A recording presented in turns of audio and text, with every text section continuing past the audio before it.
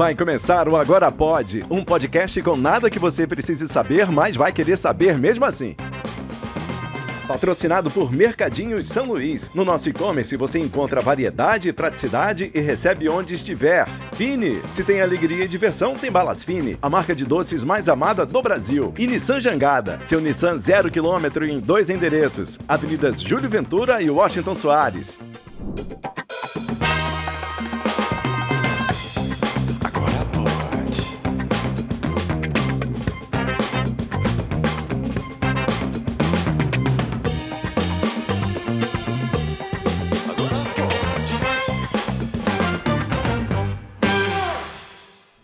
Cara, cadê o Gustavo? Marquei com o cara, até agora nada. Tá ali, ó.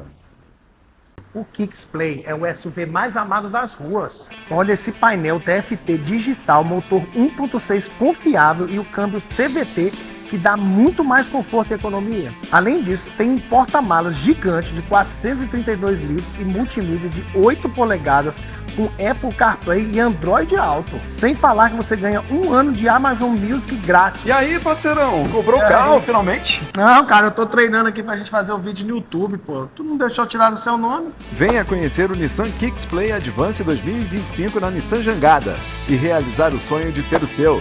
Avenida Júlio Ventura 200 e Washington Soares 255. Caramba, o Kicks Play era o meu sonho. Agora pode, começando agora mais um episódio, Gustavo. Antes de mais nada, agradecer ao amigo por ter transmitido com sucesso o vírus da gripe pra mim. E agradecer Mas você também. parece tão bem. Rapaz, a aparência não é tudo, né? É verdade. Não é Aparências verdade? nada mais, né? Nada mais. Gustavo, antes de apresentar o nosso convidado, queria que o amigo elencasse os nossos parceiros nessa jornada do Agora Pode. Pois não, Ale Faria. A onda é ser feliz agora, Beach Park. Beach Park, amigo, disse tudo. O maior parque das Américas. Maior das Um Américas. dos maiores destinos do mundo. É Pra verdade. você que quer diversão, entretenimento, felicidade, alegria, água. Entendeu? Amigo, porque é o seguinte, o Beach Park não é... é um parque aquático. Não. Parque aquático. É ser simplório demais, É né? verdade. É um território, é um destino turístico, né? São 4 resorts. Vem aí o quinto, hein? Vem aí o quinto. Vem aí o quinto. É. Vou falar nada, só isso. É. Vem aí o quinto resort. São 4 resorts. O Aquapark, né, que é o parque aquático em si. Tem ainda o Parque Arvorar, que é a Arvorar, novidade do grupo Beach Park. Maravilhoso, lindo. E tem a nova atração do Que é o Beach Surreal. Park, que é o Surreal. Inclusive, uma amiga dele estava aqui no Surreal. Tava. Na festona. Estava aqui. Teve abrilhantando a festa de inauguração do muito. Surreal. uma festona aí para Festona. lançamento do Surreal. Uhum. E aí ela estava presente. Exatamente. Made in Pará. Exato. Além do Beach Park, temos o que? Fini. Fini. Essa marca espanhola de doces presente no Beach Park com 2 lojas. 2 lojas. A alegria da criançada. Uhum. Temos Mercadinho São Luís, me acostumei com você. E me acostumei a comprar pelo e-commerce, Gustavo. Rapaz. Pense no negócio que você se acostuma é comprar na praticidade e no conforto da sua casa. Não que seja ruim. Não da sua casa. Né? Não que seja ruim ir aos Mercadinhos São Luís, né? Muito pelo contrário. Eu Pelo acho que contrário. é bastante agradável. Pô, rapaz, eu adoro aquele café. de São Luís. Mas você poder, no conforto do seu lar, né, nessa chuvinha, por exemplo, pedir as coisas para chegar, Tu é doido. né? Pedir na... Minhas ampolas eu só peço lá fim de Não, semana. eu acredito que sim, né? Eu acredito que sim. É. E aí, você quer que eu passe logo de bate-pronto o zap já, o WhatsApp? Adoraria. Vou passar aqui. Já tá gravado aqui na cabeça, viu? Certo. 9136-9451. Repita. Só pra Fortaleza, viu? 9136-9451. Você que está em Belém, não dá para comprar no e-commerce. Não dá não. Pelo menos Só por se enquanto. estiver aqui, né? Se a pessoa estiver Sim, aqui. se estiver aqui, claro. Se estiver aqui. Eu falei você de Belém. Não, de Belém não. Ele Aliás, que- na verdade, é você que está em Belém, né? Você de Belém pode comprar desde que você esteja aqui. Não é? É verdade, cara, é verdade. Inteligente você. Gostaria muito de agradecer a Nissan Jangada também, Gustavo. Rapaz, você se empolgou, Nissan. Então, Não, meu nome é Alê. você se empolgou andando nos carros da Nissan Meu patrão, eu não esqueço nunca aquela experiência que a gente teve com ataque? com o ataque. Ixi, aí é Tu carrão. é doido. Aí é Aquela carrão. Frontier Ataque, meu chefe, é o carro. É o carro. E o Nissan Kicks? E o doutor Assis, que pegou uma Frontier Ataque, Você viu? a gente encontrou lá Tu viu? nosso cardiologista. Ele, inclusive, deu de entrada o mesmo carro que você tem. Claro que não é o mesmo carro, porque o dele é bem cuidado, é novinho e tal, bem conservado. Mas é o mesmo carro, cara. Tu podia fazer isso. Vai lá na Júlio Ventura ou na Washington Soares com o seu carro, que já tá mais pra lá do que pra cá, mas eles vão analisar, vão te dar um cafezinho, um biscoitinho e tal. Você vai ser bem tratado. Aliás, Gustavo, assim, a dica logo de cara para quem quer sair com o Nissan Zero da Nissan Jangada. Se você é CNPJ, ou seja, se você tem uma empresa, se você é PCD ou se você é taxista, você tem condições especialíssimas na Nissan Jangada. Ah, mas isso aí é padrão. É padrão, mas lá, ô chefe, o fluxo das informações e as aprovações é voado, porque a galera lá tem equipe para trabalhar. O povo entende muito de carro lá. O atendimento lá, chefe, é assim, coisa de outro mundo. 100%. Falou tudo. Então chegue junto na Nissan Jangada, 2 endereços na cidade de Fortaleza, na Washington Soares 255 e na Júlio Ventura número 200. Exatamente. Júlio Ventura está dominado pela família Ventura. Exatamente. Abraço aí para toda a turma da Nissan Jangada, grande Rafael também. Pronto. Apresente aí o nosso convidado. Olha, Ale Faria, doidinho pra começar aqui. Já tem 15 anos que eu conheço ele, que eu conheci mesmo? Na Praia de Iracema, mais especificamente no Dragão do Mar. A gente estava relembrando aqui que ele fez um show. Se a gente não se engana, acho que foi no Acervo Imaginário, ainda com a primeira banda dele, né? E desde o acervo antigo, o primeiro. Lá perto na do rua Dragão. de trás. Depois foram todos pra farra na Casa Leia, foi um festão, entendeu? Então desde lá, desde aquela época, é meu amigo. Toda vez que veio aqui a Fortaleza, a gente se encontra, e é festa, então, foi lá no bar, não sei o quê. Então, assim, é amigo. Teve lá em casa agora. E é um dos principais nomes da nova música brasileira. Essa é verdade. Ele, da nova música da Amazônia, mas da nova música brasileira. Já fez turnês na Europa. Toca pra caramba no Brasil. É filho do grande maestro Manuel Cordeiro. Felipe Cordeiro aqui no Agora Pode. Aí sim, meu irmão. Aí é o cara. Entendeu? Saudações, Felipão. Cara, vocês são muito bons, olha. Eu vou fazer um vídeo de vocês, levar pros shows, falando assim, pô, o Felipe é maravilhoso, não sei o quê. Bota o áudio lá antes Bota do o show, áudio, né? não, o vídeo e o áudio, que é legal a dinâmica. Felipe é o cara. Olha, prazer gigante estar aqui com vocês, no Agora Pode. Não foi no acervo, não. Esse show que eu fiz, eu lembrei de tudo agora. A gente se conheceu na Farra da Casa Alheia em 2010, mas o show foi na Feira de Música do Ceará. Mas a Feira da Música no Dragão do Mar. O show foi no Dragão do Mar, um palco grande lá. Tá. A primeira vez que eu toquei aqui, pra valer, foi nesse show Então foi. do Dragão do Mar, em 2010. Não tinha nem Kit Pop Cult aí no meu primeiro disco, né?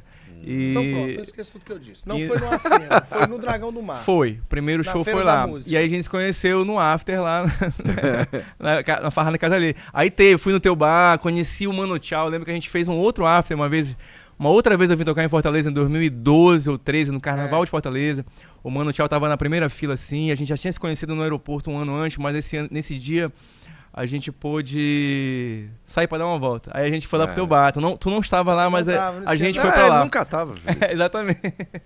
Eu acho até que ele era laranja. Não. E agora ele acabou de lançar, lançou esse ano uma música com o Mano Tchau e a Juliana Linhares. Pra tu veres só, desde 2013 que a gente tá pra fazer essa música, o ritmo do Mano Tchau é esse, porque ele não para também, né? Ele fica fazendo Mano Tchau essa pérola da nossa música global.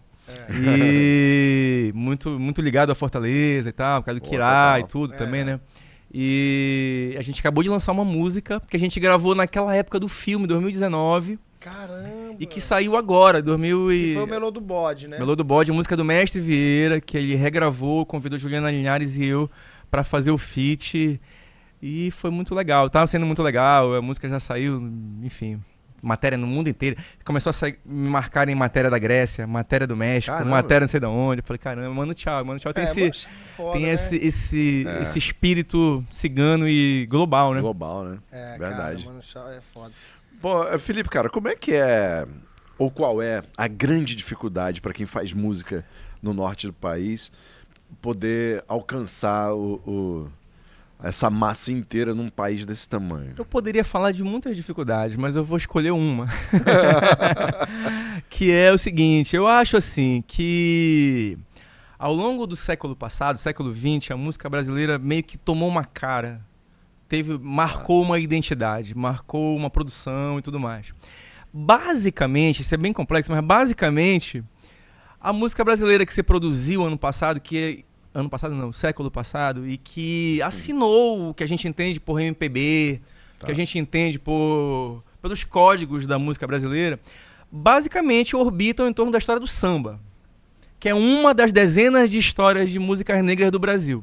Mas o samba virou uma cultura de massa ali nos anos 30 do século passado já, com as rádios do Rio de Janeiro, e que exportaram seu modelo de rádio, depois um pouco a ideia do carnaval carioca, que virou...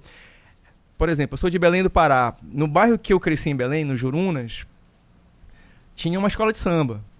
A escola de samba, ela passa a estar presente de norte a sul do Brasil. É verdade. A partir dos anos 20, 30, 40. Depois começou a ser televisionado, né? E aí esses códigos culturais que vinham dessa migração baiana, nordestina, para o Rio de Janeiro, deu na história do samba que a gente conhece. Deu na MPB que a gente conhece. Que se fortaleceu, se consolidou como uma cultura de massa dentro do Brasil, e depois com a Bossa Nova, já vinha desse processo do Carmen Miranda, mas com a Bossa Nova fora do Brasil. Tô pegando esse ponto porque eu poderia falar de muitas dificuldades, mas tem um ponto que é esse. A música da Amazônia, a produção cultural, musical da Amazônia, que sempre foi muito consistente, forte, especialmente a partir dos anos 60, muito assimilada por nós como uma grande potência, como uma grande força, diversa, que tem códigos próprios, que tem carisma, inclusive, porque eu podia estar falando de uma coisa que não tivesse carisma, eu estou falando de uma coisa que tem potencial para ser maior do que é. A música da Amazônia começou a ser reconhecida entre nós. E aí, dos anos 70 em diante, você começa a ter um artista ou outro que consegue furar esse bloqueio do que já era consagrado como MPB. Entendi. Você vai pegar uma Fafá de Belém nos anos 70. O Pinduca foi até um ponto, assim, nessa assimilação toda, porque tinha uma Eliana Pittman, que é uma cantora do Rio de Janeiro, que cantava carimbó na Europa, nos anos 70, numa época em que isso era muito raro. Nos anos 80, no Pará, você tem um grupo de compositores, artistas, cantores que estão fortalecendo isso dentro do Pará. Nilson Chaves, Vital Lima, etc. e tal. Eles circulam também no Brasil inteiro, mas sempre tinha essa digamos assim, esse muro de assimilação do eixo clássico do Brasil sobre a nossa música. A nossa música sempre lida como uma música periférica, assim? É uma música exótica, uma música... Ou o termo que usam, que é a música regional, né? O Alípio também, né, Felipe? Ali nos anos 80 ele conseguiu furar essa bolha, né? Bateu chacrinha, né? Fez uma coisa mais... Muitos artistas paraenses, principalmente desse naipe do Alípio, Pinduca, foram pro Bolinha, né? Chacrinha. Sabe qual é o problema de estar em podcast começando a citar artista? Que a gente sempre vai esquecer uns 15. Teve uma turma do Pará que veio pra Fortaleza. O Alípio é um deles, Beto Barbosa é o outro, nos anos 80 principalmente, a galera... Mas muitos artistas do Pará que frequentavam aqui com muita força, Aldo Sena, Solano, Pim, etc, né? Etc, muita gente, eu vou esquecer alguns, mas assim, aí então tem essa conexão. Mas é isso, esses artistas muitas vezes não eram lidos como... primeiro que aqui no Nordeste, em geral, assim... Eles já eram meio lidos como artistas do Nordeste, muitas vezes. Pinduca acho que menos, porque o Pinduca tava com aquele chapéuzão ali, muito claro. Patichuli, não sei o que e tal. Mas a galera da Lambada, eu acho que muito mais lida com uma galera do Nordeste, a certa altura do campeonato, ali nos anos 80. O próprio Mestre Vieira, que também frequentava muito essas bandas daqui. Mas eu acho que o eixo sudeste em si, que naquela época era muito mais forte do que hoje, em termos de determinar o que era Brasil, o que era música brasileira, o que era MPB, o que era não sei o quê, olhava para a Amazônia como um grande quintal. Olha, talvez até hoje, para a Amazônia como um grande quintal, uma floresta verde, um quintal, etc e tal. Então a música que vinha dali era a música que era exotizada, era caricaturizada até certo ponto. a leitura que faziam dessa música, né? Então sempre foi uma batalha, para voltar para a dificuldade, sempre foi uma batalha. Eu acho que depois de muito acúmulo geracional, muitas brigas, muitas gerações, eu estou falando aqui de alguns artistas voltando. Tem uns 70 artistas que eu não estou falando aqui, porque... Mas em tempos você tinha grupos de artistas chegando forte, fazendo seu nome, fazendo acontecer. E eu acho que de uns tempos para cá isso foi melhorando um pouco. Assim. Eu acho que hoje você já lê que existe uma cena paraense, que existe uma cena no norte do Brasil. E essa cena consegue se colocar, e essa cena é lida como diversa, como criativa, como rica de códigos próprios. Total. E, enfim, consistente, né? E estamos aí, fazendo o nosso nome por aí. Eu já vou pegar uma polêmica. Rapaz, pegue, já patrão. Pegando esse gancho seu. Mas aproveite no ano aí. Passado... O Pará foi colocado no meio de uma polêmica, né? O Pará, os artistas paraenses, que foi por conta, se eu não me engano, de uma coisa do Rock in Rio, que criou um espaço meio que Brasil, meio não. Eu acho bacana que ele quer polemizar e fala assim, se eu não me engano, foi o Rock in Rio. Aqui é assim, direto. Artistas do Norte, e aí teve uma grita dos artistas do Norte, porque o espaço seria para representar o Brasil, mas o Norte foi esquecido. Aí teve uma grita. Fui eu e Fafá que puxamos a grita. Pronto. O que mas, foi assim, isso? Meu ponto era esse que eu acabei de colocar. Que Brasil é esse? Eu acho que tem uma estrutura... Não, eu acho que o problema não é... Eu vou até... Então bora retomar esse assunto.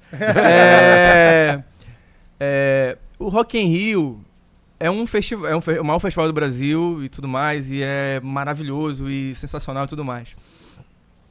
Mas aí não escapa dessa estrutura de pensamento. Sim, quando você fala o assunto MPB, você imediatamente vai pensar em Minas, Rio, Bahia e mais alguma coisa.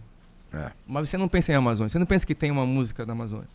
Até um dia desses, na sociedade brasileira, quando isso acontecia, quando um curador, quando um festival, quando um jornalista, quando uma televisão, quando algum recorte era feito e se evocava a diversidade da música brasileira, a força da música brasileira, e lá não tinha Amazônia, até um dia desse a gente não reclamava, a gente não tinha voz, a gente não isso passava.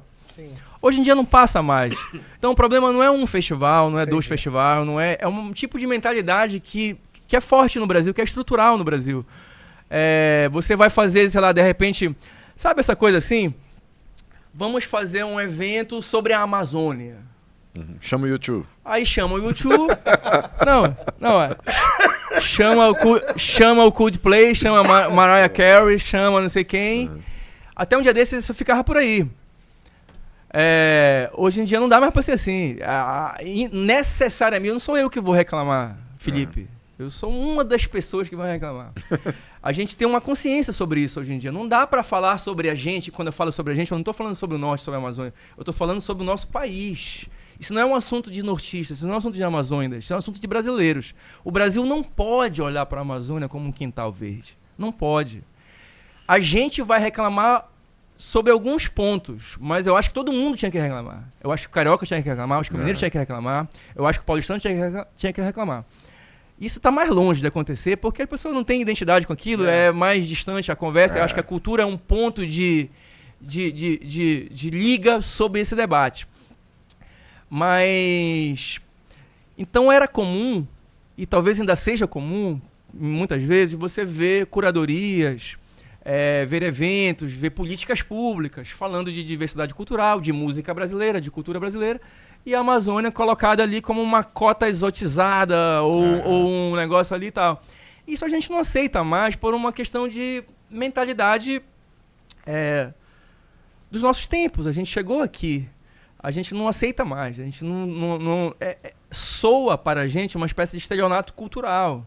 Você falar de música brasileira como se fosse uma pluralidade de linguagens, como se fosse uma riqueza de diversidade.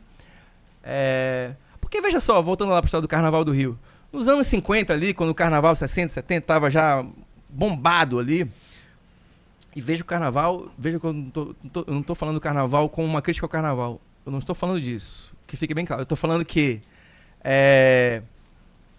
aquele arranjo, aquela democracia racial, regional que estava expressa no carnaval, alguém com penacho de indígena, baianas, histórias sobre quilombolas, etc. Aquilo que foi muito progressista para aquelas épocas todas, não se atualiza, não para de pé se não começar a olhar para essas conversas, entende? Então não dá para você falar mais de música brasileira, de uma sociedade bem arranjada do ponto de vista de múltiplas linguagens, de múltiplas histórias, se você não olha... Se não tiver todo mundo lá, né? Se não tiver todo mundo conversando, falando, se expressando. Né? E isso é a parte que eu fico mais pontuando quando eu vou polemizar com curadores e tudo mais. Não é contra um evento ou 2 eventos, não tem a ver com eventos, tá? Isso existia antes dos eventos. Isso existia antes dos eventos. É uma coisa da história do Brasil, não é nem pessoas isso, entende? A história do Brasil ela é muito concentrada, muito autocentrada ali no Sudeste, e isso gerou algumas distorções de entendimento sobre o que somos enquanto nação. Eu acho que os povos da Amazônia vêm para somar nesse debate, colaborar nesse debate e fazer com que nós, brasileiros e brasileiras, nos entendamos melhor. Entendamos? Não sei se eu conjuguei certo, mas enfim. Para que a gente se entenda melhor enquanto sociedade, né? E você sabe que uma coisa, cara, o Emicida disse numa entrevista que ele só foi entender o que era a Amazônia mesmo por conta da mulher que é paraense, né? Que aí sim ele se aproximou, né? Ele se empoderou dessa história da Amazônia. Porque para quem não mora nas cidades da Amazônia, né?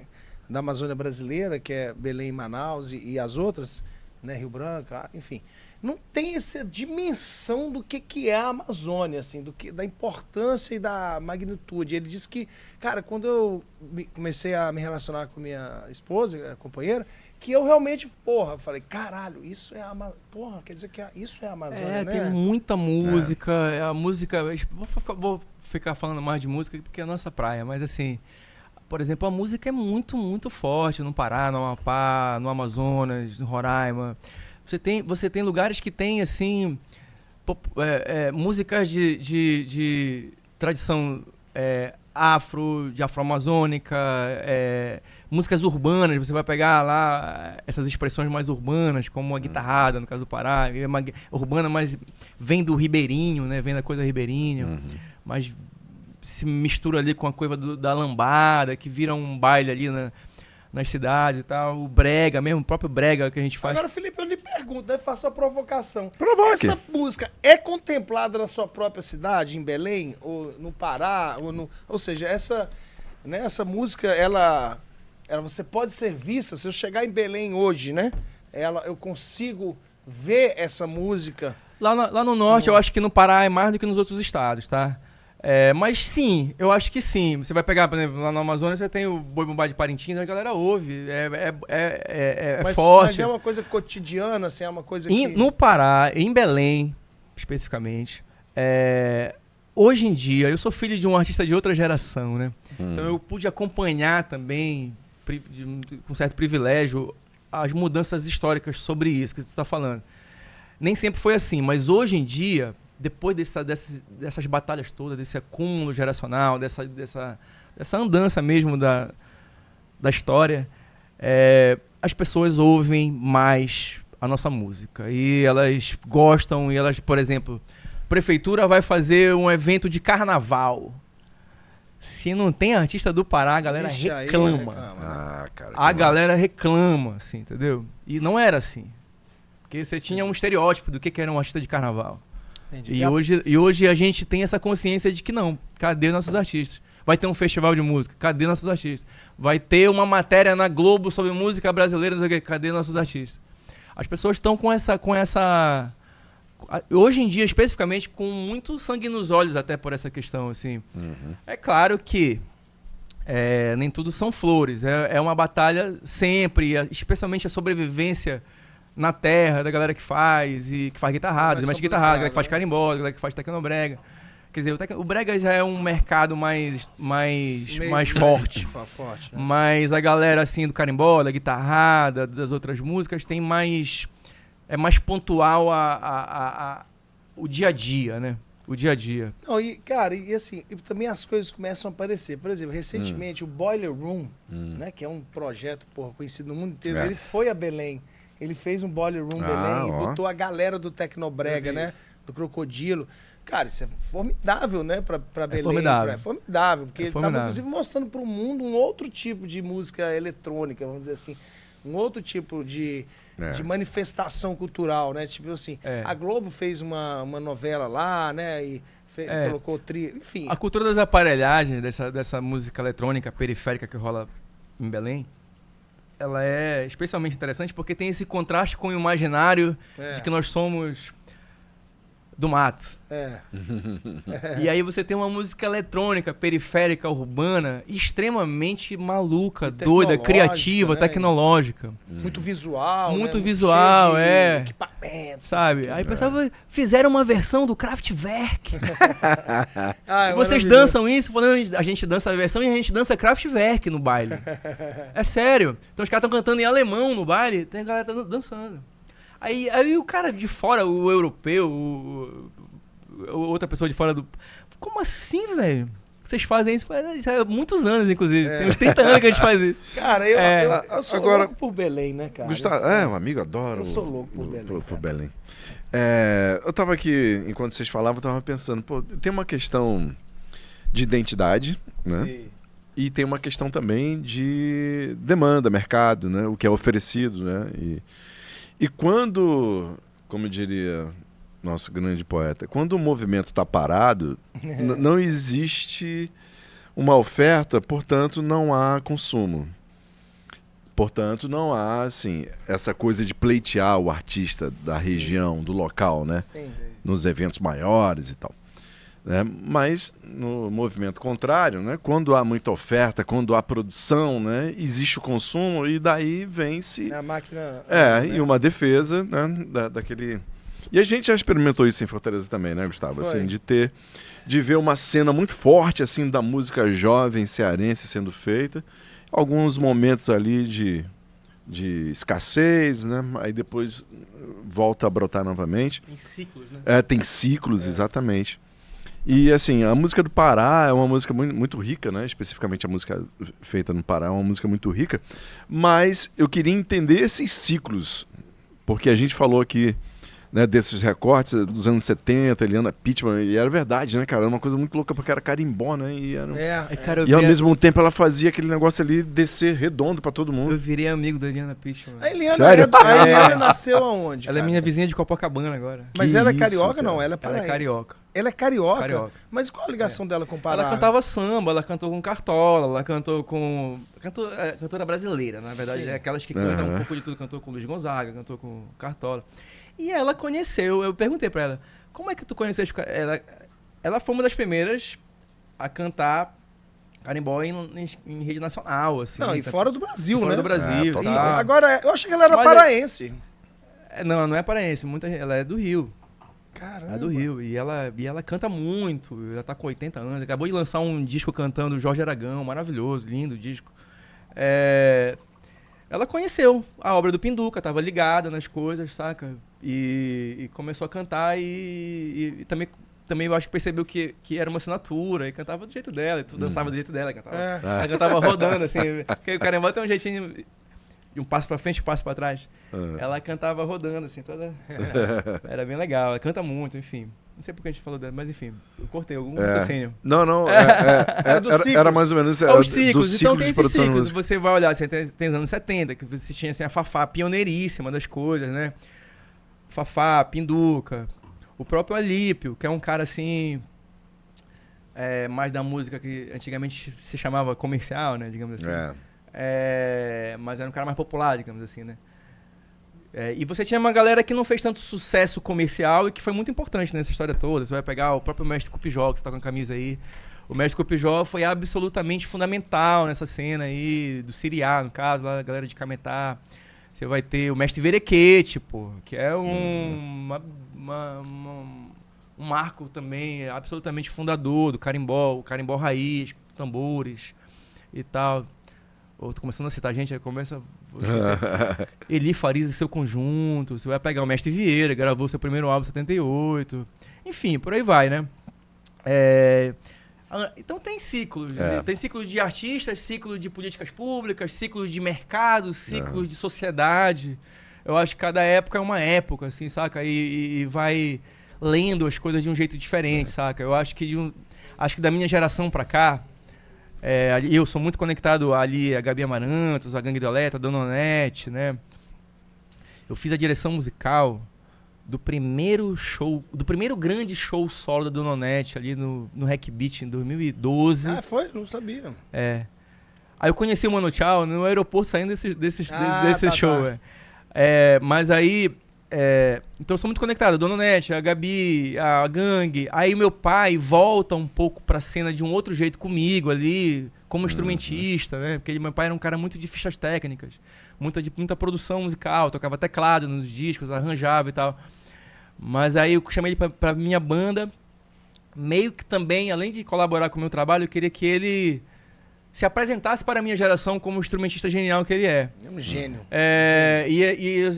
E a gente sabia disso, mas as pessoas não sabiam. Não tinha disco gravado, ele não se apresentava ao vivo, assim, tocando solo e tal. Eu falei, pai, esquece essas bandas que o senhor faz, esquece os discos dos outros. É o senhor tocando. Que massa. Aí convenci ele a gravar o primeiro álbum solo dele em 2013, produziu o álbum, depois produziu o outro, enfim. Então tem essa nossa geração e esse nosso momento. Eu falo de geração e tem uns velhos no meio, né? Mas é porque a gente não para também, diminuiu muito essa distância, né? Antes de mim tinha vindo a galera do Mestre da Guitarrada, que tinha vindo pelo Lobato, tinha vindo o Félix Robato, a galera que tinha retomado muito a conversa da guitarrada, especificamente, e que foi um grande sucesso e muito importante, assim, na retomada desse entendimento da guitarrada, que é uma linguagem que estava um pouco esquecida, talvez, assim, ou um pouco num nicho muito específico, uma coisa do passado. Veio forte de novo, a galera que era mais nova começou a fazer guitarrada, misturando com surf music, misturando com rock, misturando não sei o que e tal. E paralelo a tudo isso, a galera do Brega, que estava muito forte, sempre foi muito forte, mas de 94... Você vai pegar a Vanderlei Andrade, o Roberto Vilar, uma galera do Brega, assim, a geração Chimbinha, Joelma e tal. Se fortalecendo lá. Em 2000, a banda Calypso estoura no Brasil. 2002, começa a estourar forte e tal. Tudo isso foi se juntando, entendeu? Foi se juntando e eu acho que foi criando um grande entendimento que vai desembocar no Terroir Pará um pouco, assim, saca? Que é um projeto ali de 2006, 2007, 2008. E teve uma continuidade, eu participei em 2010, eu acho, 11, 12, uma coisa assim. E, enfim, aí já é outro ciclo, mas aí a gente começa a ler, eu acho, porque as gerações vão passando, eu acho que a gente vai ficando mais fácil também entender o que a gente é, sabe? Total. Quando você olha eu acho que quando o Pinduca tá lá nos anos 70, quando a Fafá tá lá nos anos 70, quando o Verequês tá lá nos anos 70, quando o Cupijó tá lá nos anos 70... Eles estão fazendo uma coisa que é muito pioneira. Eles estão saindo de uma cultura oral, indo para a cultura do disco. A cultura do disco espalha aquela conversa, entendeu? Carimbó era cantado na palma da mão. Não tinha disco. Aí você tem uma gravadora investindo no Cupijó, no Verequete, no Pinduca. E o Pinduca bota a bateria, né? Bota a bateria, aí muda investe na estética também. Cada pessoa vai indo para um outro caminho artístico mesmo, né? Misturando com cúmbia, né? Nos anos 70. A gente bebe de cúmbia desde os anos 60, saca? E vai virando uma coisa nossa, de um jeito nosso, foi dar na lambada, sabe? Então, ciclos são tudo, porque você vai também aprendendo com os ciclos. Eu tenho 40 anos, sou dessa geração, comecei a gravar 15 anos atrás, saindo da faculdade de filosofia, comecei a fazer aqueles shows como você viu ali naquela época, não parei nunca mais. E você vai tendo mais facilidade de ler o que você é. Felipe, a Europa ou os europeus, né, assim, os gringos, eu acho que talvez por esse olhar externo, eles são mais sensíveis, vamos dizer assim, ou eles têm um interesse maior, às vezes, numa coisa que a gente não tem interesse, né? Porque, assim, eu percebo, né, nessa longa trajetória aí de ver de fora os movimentos, né? E conversando com as pessoas que... para de rir, porra. Que, assim, muitos desses artistas, né, não só do Pará, mas especificamente do Recife e tal, eles foram melhores compreendidos e tiveram uma visibilidade e um entendimento e até grana fora do Brasil, né? E aí, nos anos 60 e 70, isso já começou lá atrás, né? Por exemplo, como Dom Romão, né? Próprio Hermeto Pascoal. Tem uma galera que fez mais sucesso lá fora na gringa, né? do que aqui, né? A gringa. O gringo parece que tem esse olhar. E aí isso eu me lembro de uma história envolvendo o Pará, né? Que de uma certa vez que foi ter um festival numa daquelas Algodoal, né? Uma daquelas ilhas lá do Algodoal. Foi para Belém um correspondente do The Guardian ou do The Independent, sei lá, algum jornal dele em inglês, pancada. E quem recebeu esse cara lá foi nosso amigo Marco Sack, né, que já está em outro plano. E aí o cara tava falando para Marco Sack sobre isso. Eu falei, porra, cara, tu não sabe a experiência que eu tô vivenciando aqui. Porque você imagina um inglês que ontem estava em Londres e agora está no meio da Amazônia brasileira, num barco, indo para um festival de música, entendeu? Tipo assim, né? Assim, é uma coisa que o cara vai levar pro resto da vida e assim. Então não é só a música, né, Felipe? Tem outras coisas aí, né? Assim, não é só a música, né? Tem outros componentes. Eu acho que se a gente fosse ser gourmet, a gente falar é a experiência. Eu digo assim, que tem que, assim, né? Eu acho que dos anos, pelo menos dos anos 2000 pra cá, né? Essa experiência do Pará, ela voltou de uma outra forma. E aí eu tenho uma outra pergunta pra você. Sim. Né, que é bacana. Que o amigo tá afiado hoje. Aqui, que é aquela que a gente tinha... Nos anos 2006, 2007, cara, houve um componente muito importante nessa cena aí, que foi o poder público chegar junto. E nós que somos de rádio, né, teve uma participação muito grande aí da Rádio Cultura do Pará. Eu queria que você falasse um pouco desse incentivo aí, desse momento, que eu acho que é legal que as pessoas conheçam essa história. Porque assim, por exemplo, música nunca é uma coisa isolada, é uma coisa social. Você tem um artista, você tem um público, você tem um mercado, você tem a política, você tem um monte de coisa ao redor. Isso vale para tudo, mas em cultura é tudo conectado, assim. Mas simplificando a resposta, tipo assim, tem ciclos em que junta um grande esforço de artistas com esforço público, com um grande entendimento da sociedade e tal. Nessa época que você está falando, eu acho que teve um fortalecimento muito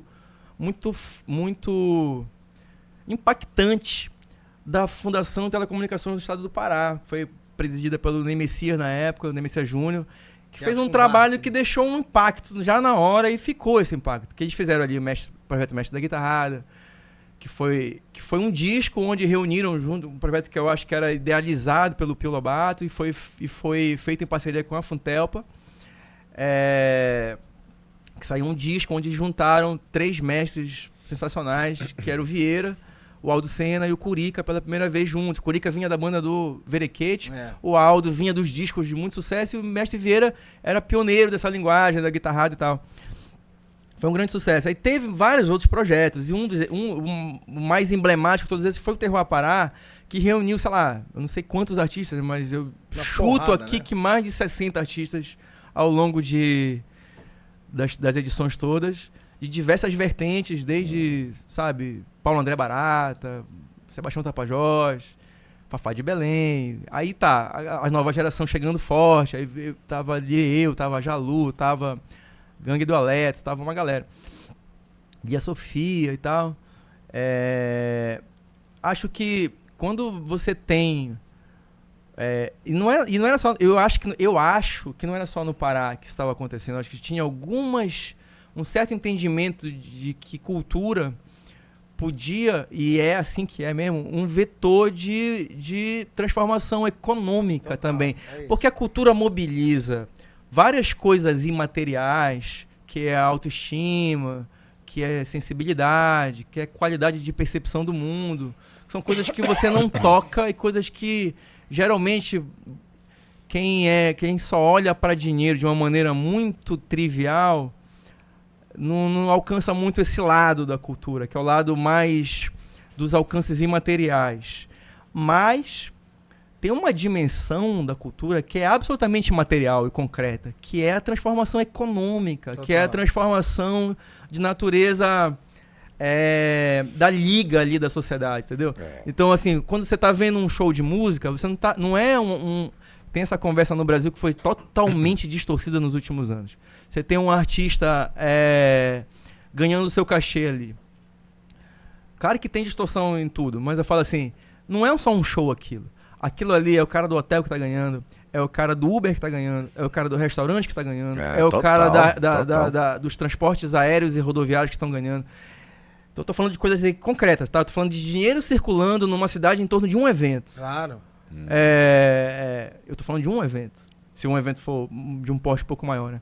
Então, assim, cultura nunca é gasto. Cultura é sempre investimento e sempre tem retorno. E, na verdade, hoje em dia você tem essas contas planilhadas. Você sabe, a cada real investido na cultura, tanto volta para a cidade, tanto volta para o estado, tanto volta... Então, esse trabalho que teve, por exemplo, 2006, 2007, 2008, que foi muito pensado e mobilizado pelo Ney Messias na época, pela Funtelpa e por outras pessoas também, né? Bete Dopazzo, a galera da rádio, Beto Faz, etc e tal. Foi muito fundamental para que a cultura do Pará ganhasse fôlego ali e tivesse uma projeção, tivesse um fortalecimento dentro e fora do Pará, entendeu? Agora, são ciclos. E o ciclo também, se você não vai assim, fazendo com que eles com que eles sejam duradouros, eles acabam sendo mais frágeis, assim. E acho que a cultura no Brasil, em geral, tem esse problema. E isso não é só a galera da música, a galera do cinema, a galera do teatro, a galera que faz arte em geral... tá sempre um pouco brigando por isso, para que haja esse entendimento de que cultura é fortalecimento de toda uma cadeia econômica. Mas aí, Felipe, tem um dado que você tinha até me alertado, que foi do fortalecimento, e aí tem a ver com a gente, da rádio, né, do veículo rádio nessa época, né, da rádio pública, no caso. Eu acho, exatamente. Eu lembro que no Nordeste você tinha algumas rádios públicas fortalecidas. E a rádio pública do Pará, a Funtelpa, estava muito fortalecida. Cara, assim... Nessa época. E fortalecida que eu digo assim... Legal e Legal é uma música minha. Essa música tocava, era hit dessa rádio. Essa rádio fazia... Rádio Cultura de Belém. Fazia eventos na rua para 1.000, 1.500, 2.000 pessoas... Eu ia lá, tocava minha música, alguém ia lá, tocava minha música. Essa música virou um hit na minha cidade a partir dessa rádio. Sem aquele esquema ofensivo e bárbaro de fazer uma música virar hit na rádio, comercial, entendeu? E eu tô falando da minha música que é a minha experiência, mas várias músicas ali se forjaram e tal. E isso muda a cena, o entendimento de um monte de coisa, entendeu? Isso muito entendimento. Jamburã, do Nonete. É uma música que aconteceu em rádios públicas também, assim, que aconteceu em rádios, DJs também, óbvio. Eu tô falando, tô olhando por um prisma aqui, mas... Sim, claro. Mas é muito fundamental isso, entende? O presidente da Funtelpa é o Binho? Sabe dizer? O Binho estava presidente da Funtelpa e ele até um dia desse, né? Meu amigo Binho, ele... Nosso amigo. Nosso amigo. Binho, ele é daqui de Fortaleza? Binho trabalhou aqui. Trabalhou aqui, ele me falou, Eu cheguei a conversar com o Binho pelo... Foi? Massa, Binho. Ele tá cheio de cabelo agora. Ele fez implante? Eu não sei, eu vi uma foto dele, tava com cabelo. Para de fofocar o cabelo dos outros, eu vou fazer implante. Não, é porque ele tá querendo fazer implante. Eu vou fazer, eu também quero, então a gente vai conversar junto isso aí. Pô, não, vou fazer não. Se quiser fazer, não tô fazendo propaganda, mas se quiser fazer, doutora Priscila. Quem é a doutora Priscila? É que fez do meu amigo Olivier. Ela fez? O meu pai, Manuel Cordeiro, quando ele tinha uns 40 anos, 44 anos, começou a ficar ele ficou careca. Não, ele ficou careca rápido. Ele ficou careca. É meio rápido. E eu fiquei meio chocado com aquilo. Mas eu achava que meu pai tinha perdido o cabelo porque ele fazia muita farra. E eu tinha a ilusão, porque meu tio, o irmão dele, tem cabelo. Tinha cabelo pra caramba. E o pai dele, meu avô, que aliás nasceu aqui em Aracati, Ceará, e foi pra Amazônia nos anos 40 ser seringueiro. E aí começa a família Cordeiro lá no Pará. A nossa família. O meu avô tinha cabelo, morreu com 78 anos, bem de cabelo. E meu pai tinha 40 e poucos anos, já ficou careca. Eu falei, não, isso não é genético, isso é porque meu pai faz muita farra. Aí eu fiz 41 anos, bicho, meu cabelo tá indo. Ixi. Aí é genético. Literalmente assim. Indo pro ralo. Você perdeu seu cabelo quando, cara? Gustavo, teve um dia que eu acordei e falei, cara, tô sem cabelo. Né? Aí O meu raspar. acelerou muito na pandemia. Eu sempre tive um redemoinhozinho aqui. Aí esse negócio da pandemia, os artistas todos ficaram deprimidos, inclusive eu. Todo mundo ficou naquela bad estranha, assim. Aí acelerou, eu acho, saca? Eu já tô vendo meu implante já. Aí, assim... Não, mas faz sentido. Já tá na mão, a gente pode juntar um bonde aqui e fazer. Eu fui gravar um clipe um dia desse, aí... Eu percebi que eu tava ficando careca no clipe da MC Tá com Jalu. Com a Jalu, que a gente gravou em 2021. Aí fizeram um ângulo bem por trás, assim. Putz, eu falei, eu tô assim, porque na frente eu tô até bem. Aí, que tá... Aí eu falei, cara, que isso? Aí um dia desse eu fui gravar um outro clipe lá em Belém. Aí a menina falou assim, Felipe, a maquiadora falou pra mim, como é que tu é com esse cabelo aí? Tu tá bem resolvido? Eu falei, tô zero bem resolvido. Quer que eu ponha uma maquiagem? Eu falei, claro. Ela botou uma maquiagem aqui e tal. Botou um sprayzinho, né? Você podia fazer isso, macho. Não, mas botar não faz spray, macho. Não ia ficar... Né? Macho, eu não quero mais cabelo. Pra mim tá ótimo, assim. Também é uma questão psicológica. É, claro. E o papai diz que quando ele chegava com o vovô, e o vovô fazia um pouco esse bullying com ele. Meu filho, você tá sem cabelo. Aí o papai ficava meio brabo, assim, falava assim, pai, é o seguinte... Deus ou dá cabelo ou dá inteligência. Tá vendo? É verdade. Eu prefiro a inteligência. É verdade. O amigo não tem esse problema, né? Não, cara, meu pai não é careca e meu avô também não. Né? Então, você tá bem, você tá bem de cabelo, tá bem de cabelo. Tá bem. Porque morreu, né? Mas tem uma entradazinha aí, né? Tem a entrada ninguém escapa, né? Mas também... Não é coisa que me importa. E quando foi que você ganhou a entrada? Você lembra? Começou. Gustavo, queria que o amigo trouxesse a baila agora, porque a gente já falou, só não falamos do Ared ainda, né? Não falamos da Ared ainda, né? O Ared é da turma? Tá? A Ared é da turma, a Ared tá com a Dona Onete, né? Exato. Isso. E a gente falou dos ciclos e tal, mas a gente não sabe a foto de... Eu, pelo menos, não sei. A foto de hoje do... Pronto, a foto de hoje. Do movimento de Belém. Como é que tá hoje? A falta? Na foto. A foto. Assim, quem hoje. é que tá na foto hoje? A gente tá vivendo uma espécie de... Vamos lá. Análises. Alípio Martins, ele usava o artigo masculino para falar a palavra análise. Aliás, ele trocava os artigos para várias coisas. Ele falava, vamos fazer o análise. Então vamos fazer o análise. A gente está vivendo um momento bom de autoestima. Você tem festivais fortes. Falei da rádio, mas não falei do Cirrasgon lá atrás, ali no começo dos anos 2000, que também foi muito fundamental. E tal. Tá falando do Ared. O Ared junto com o Damaso ali foram fundamentais nesse processo também. Mudou a cena da cidade naquela época. De uns anos pra cá tem um outro festival que cresceu e que ficou um megazord, que é o Psica Festival. É o Psica, verdade. E isso também trouxe um impacto muito grande. Um festival que traz um recorte assim mais periférico e tal. Mas o Psica é grandão, né? Gigante, foi no gigante. Estádio, né? Foi no estádio do Mangueirão, Tem né? sido no estádio do Mangueirão. Tem outros festivais, tem um Ambienta. Ano passado eu toquei no Ambienta com o Emicida. Eu e meu pai era convidado do Emicida, até 6 mil pessoas. Então Belém, eu vou falar mais de Belém porque o Pará é um lugar tão grande que você tem alguns Parás, né? Mas ali falando mais do núcleo ali belenense, a gente vive uma fase de muita autoestima, de muito consumo das nossas próprias músicas, de muita conexão com a nossa música. O pessoal do Brega, especialmente, está muito forte, muito... O Brega lá, só para entender, o Brega lá é um movimento, ele é um movimento popular, por lá, o Brega, você fala, não é o Tecnobrega, né? É o Brega e o Tecnobrega, né? O Tecnobrega, ele é uma vertente do Brega. Ele é um movimento lá, mas ele é um movimento que ele... Digamos assim. Certo, mas ele é como seria o forró e o sertanejo, ou ele ainda não tem essa dimensão? Tem essa dimensão. Quer dizer... É óbvio que sertanejo e forró tem uma escala nacional maior, que o Brega não tem, o Brega paraense não tem. Mas dentro do estado do Pará, mais especificamente no núcleo de Belém ali, o Brega é a nossa grande música pop. Uhum. É mais do que sertanejo, mais do que forró. Que a Viviane Batidão é uma das... A Viviane Batidão, se ela fizer um show na praça tal, vai dar 20 mil pessoas, 30 mil pessoas. saca? Ela é muito popular. Então assim, para entender, as rádios de Belém, elas executam essa música, o brega paraense numa escala que seria hoje para o rádio brasileiro, numa rádio popular, o sertanejo. Se a gente fosse falar de rádio, sim, mas eu acho que no caso do brega paraense, o grande divulgador, o grande fomentador são as aparelhagens. Tá. Que são aparelhagens, não são rádios, são Equipes, aparelhos de som, sistemas de som, ou sound system. Né?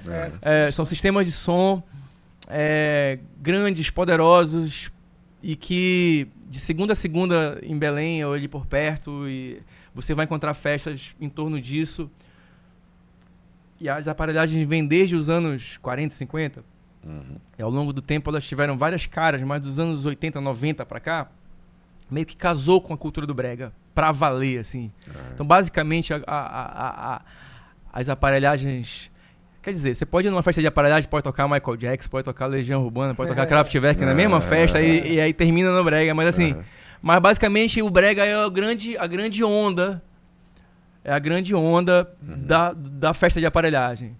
Em suas diversas vertentes, porque tem o Tecnobrega, tem o Electromelody, tem, agora a Zainara tá falando do Beat Melody, tem Cyber Brega, tem várias vertentes.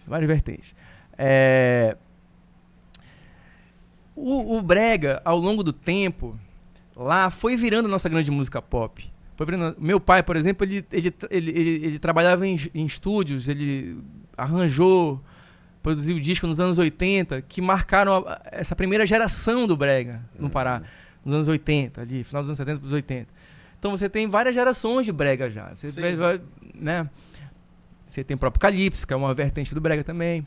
Ixi, Calypso foi um canhão. E a Joelma, né? A Joelma é um canhão, né? Joelma enfim, é nossa Madonna, nossa né? Madonna, né? Uma coisa fenomenal mesmo, né? Então sim, você vai...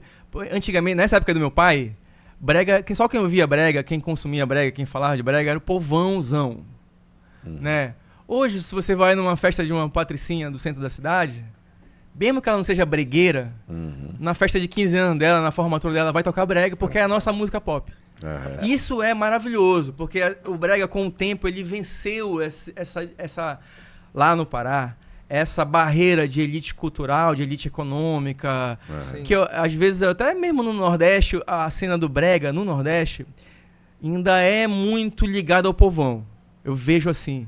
As elites culturais, por exemplo, o cara vai fazer um filme aqui no Ceará. Talvez ele coloque o brega ou essa música muito popular, o forró eletrônico, o piseiro, não sei o que e tal. Ele coloque num lugar que não é de reconhecimento cultural daqui.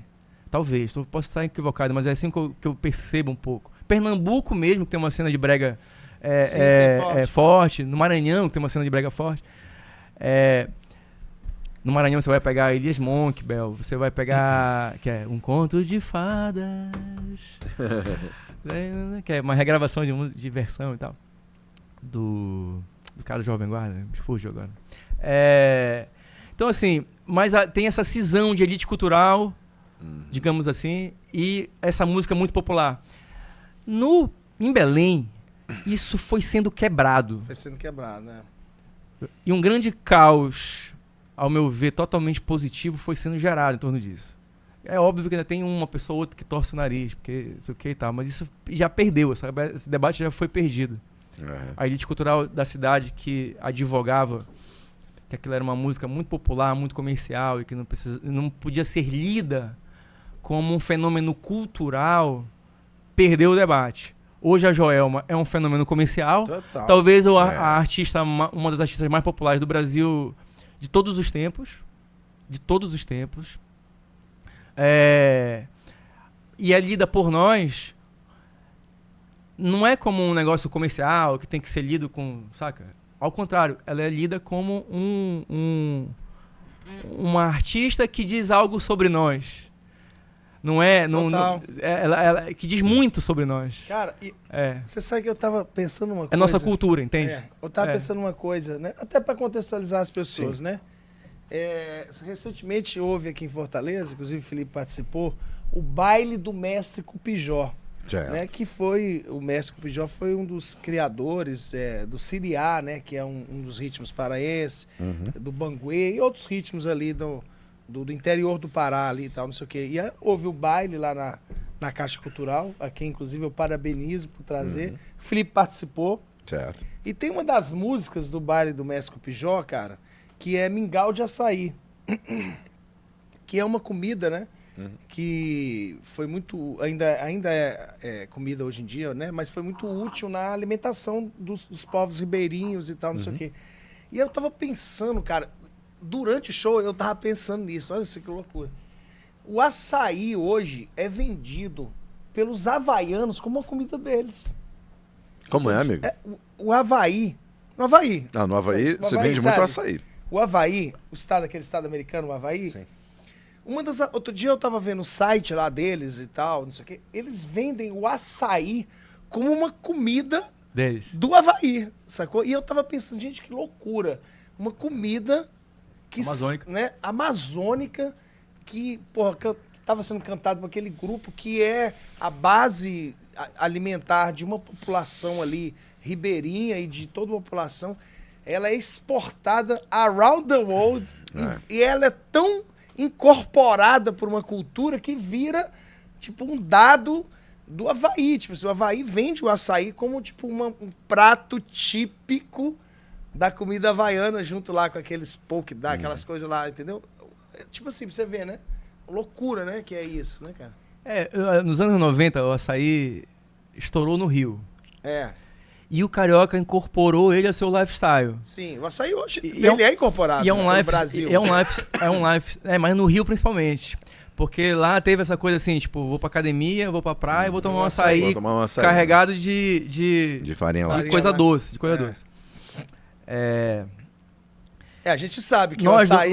Nós do norte do Brasil, né? Porque açaí tem muito no Pará, no Amapá, tem no Amazonas também. Vários lugares do norte do Brasil. O açaí, a gente tem uma relação com o açaí que ela é muito ancestral, assim, muitos anos, muitos anos, não sei precisar quanto, mas... É desde sempre. Desde sempre. E é isso que tu falaste.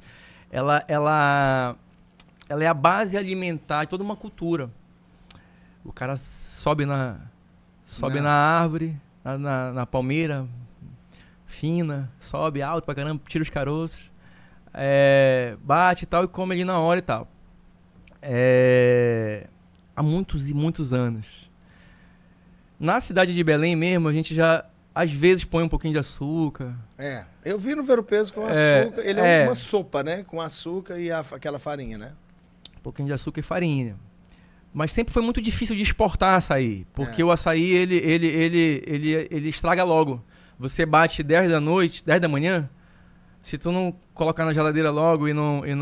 Ele perde, em meia hora, 1 hora, 2 horas ele começa a ficar azedo, muda o gosto. Por isso que não se exportava açaí. Nos anos 90 começaram a conseguir exportar um açaí muito congelado e bem fino. É mais ou menos a relação, sei lá, com café e com chocolate. Se você, digamos assim, vai comer um chocolate de verdade, digamos assim, que é como a gente gosta de falar, você vai comer um chocolate grosso, com pouco açúcar e concentrado. Café é a mesma coisa. Açaí, mesma coisa. O açaí de verdade, que é o que a gente toma, ele é grosso, com pouco ou nenhum açúcar e concentrado. Quanto mais caroço de açaí ali, quanto mais polpa de açaí tiver ali, fica mais caro, porque você tem que ter mais... Entendi. Então, quando começaram a exportar nos anos 90, isso deu muita raiva da gente na época, nos anos 90, lá, muita briga com os cariocas. Porque os cariocas começaram a olhar pra mim assim, vocês tomam assim? Começaram a exotizar o jeito que a gente tomava há 200 anos, 300 anos. Esse é o problema, né? Esse é o problema. Eu falo, cara... Aí começava a briga. Mas, enfim. Mas o açaí virou um sucesso, né? Esse açaí mais fast food, assim, virou um sucesso. Então, esse aqui adora, com leite ninho, não sei o que. Virou um sucesso, mas eu tenho uma teoria, porque assim, a galera coloca coisa doce, é igual como coloca em chocolate também, pra ficar mais popular. O chocolate mais popular que tem bastante leite e bastante açúcar. O café mais popular que tem, ele é mais fino e tem bastante açúcar. Açaí, mesma coisa, é mais caro. Quanto mais grosso e menos açúcar tiver, é mais caro. Produzir, fazer. E o nosso gosto de massa, em geral, ele é meio viciado em açúcar. Total. Então, assim, o açaí, ele não é doce. Ele é uma coisa... Não, originalmente, né, se você comer só o açaí de verdade, ele é concentrado, grosso, e ele não tem tanto açúcar. Mas a gente é viciado em açúcar. A gente fala assim, esse lifestyle da vida moderna, rápida, e tal. E açúcar é viciante, cara. Não, eu falei do açaí, cara, porque eu acho que ele entra nessa composição, a gente tava falando de música, disso, né, tipo assim... Tem uma música do Nilson Chaves com o poeta Joãozinho Gomes, chamada Sabor Açaí, dos anos 80, que é um tratado do que é o açaí pra gente. Eu sei que... É uma letra linda. Então vai ouvir Sabor Açaí, Nilson Chaves e Joãozinho Gomes. Porque assim, quando Pernambuco eclodiu com o Mangue Beach, a reboque, né, veio um monte de coisa. Veio menos a gastronomia, mas o cinema, a moda. E aí quando Belém também, né, se reposiciona, veio a gastronomia, que sempre foi forte. Inclusive, até dar uma informação aqui, a Lonely Planet elegeu Belém como uma das 7 capitais do mundo.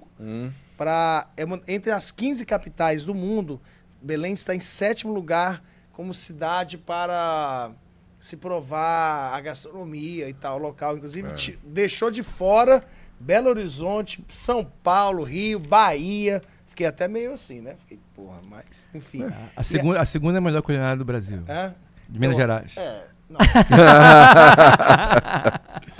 Mas aí, assim, porque aí vem a reboque tudo, né, cara? Aí vem novela da Globo, aí vem COP, não sei o quê, vem um monte de coisa, né? Quando se começa a aparecer, né? É um combo, né? Sim. É um combo, né? Música sempre traz tudo. Cultura tá sempre tudo ligado, entendeu? Tá aqui a moda, tem uma florzinha aqui que tá significando algo.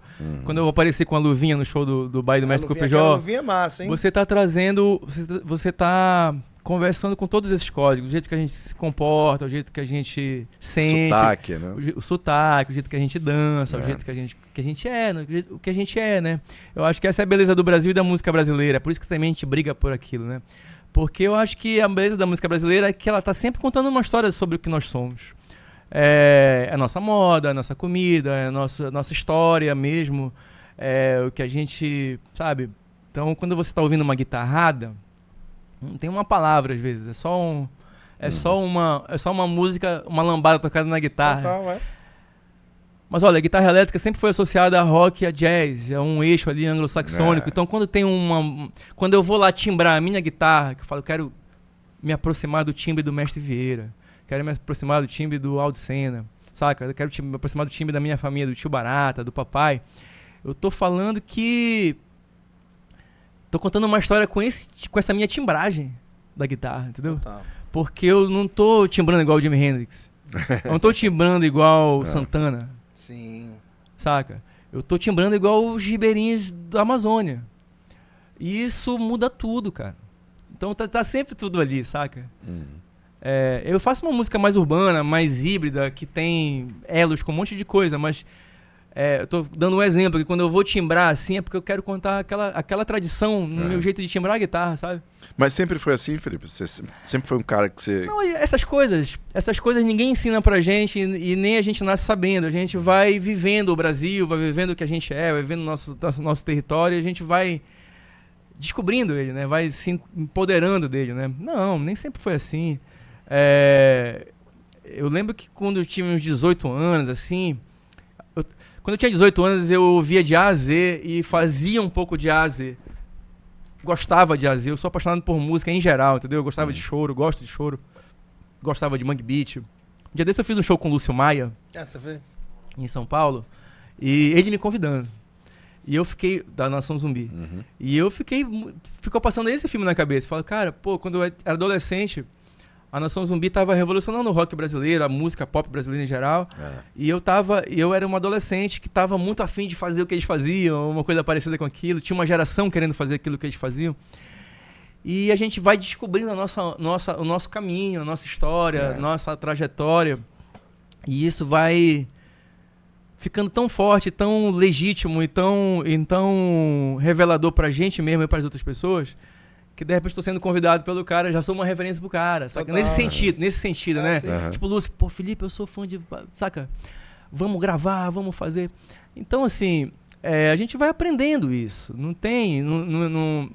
é um processo social isso também. Por isso que a gente está aqui conversando sobre isso também.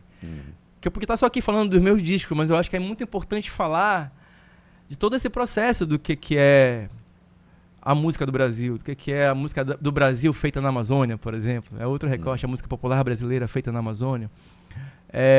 Diz muito sobre o que nós somos como povo, né?